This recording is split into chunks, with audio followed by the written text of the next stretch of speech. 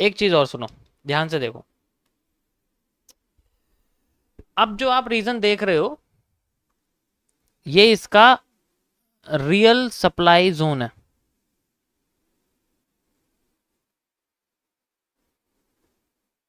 ठीक है, यानी कि यहाँ मार्केट में फुल सप्लाई एरिया जाती है, पूरा का पूरा एरिया बन जाता है। इससे नीचे का जितना एरिया है वो बेसिकली मार्केट का फेक सप्लाई एरिया है।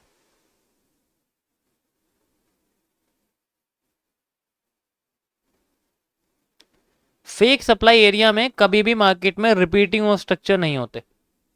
होते हैं तो वो फेक सप्लाई एरिया वाले होते हैं, जो मार्केट में पहले फेक सप्लाई आई थी उसी के स्ट्रक्चर्स आगे जाके मार्केट में बन जाते हैं। रियल सप्लाई में हमेशा वो स्ट्रक्चर आपको देखने को मिलेंगे जो रियल सप्लाई के रीजन में आके बनते हैं। ठीक है। How you have identified? जब किसी चीज को 100 बार करोगे ना, सालों तक पता लग, आदत पड़ जाती है उस चीज की भाई।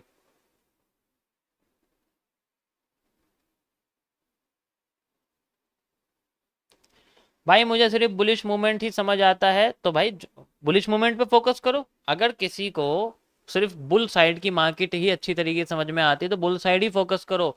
एमएमसी के अंदर सबसे पहले मैं यही बताता हूँ कि भाई सबसे पहले तुम उस चीज पे फोकस करो जिसमें तुम्हारा हाथ बैठा हुआ है। कभी कभी किसी को लगता है कि मेरी बाई साइड अच्छी है, कभी किसी को ऐसा लगता है सेल साइड अच्छी है, तो भाई जो तुम्हारा अच्छा है पहले उस पर फोकस करो। इससे तुम्हारा जो काम है ना वो 50-50% आधा हो जाएगा। अब तुम्हें कभी भी, अगर तुम सेल साइड की तरफ अच्छी तरीके से काम करते हो तो तुम्हें 50% अब तुम्हारे को सिर्फ सेल साइड पे काम करना है। 100% मार्केट को समझने की जरूरत ही नहीं है। तुम्हें सिर्फ मार्केट में सेल साइड समझनी है। इसी तरीके से तुम बाई साइड वाले हो तो भाई 50% अब तुम पे लोड पड़ा है, अब तुम्हें 50% पैटर्न समझना है, 50% एरिया समझना है, वो सब चीजें यूज करना।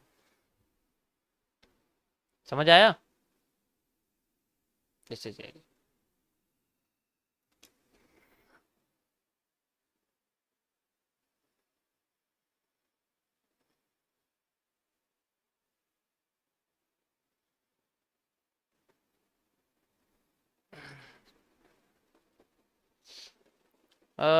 भाई आप जो करते हो मार्केट एनालिसिस, तो क्या हर टाइम फ्रेम पे काम करता है?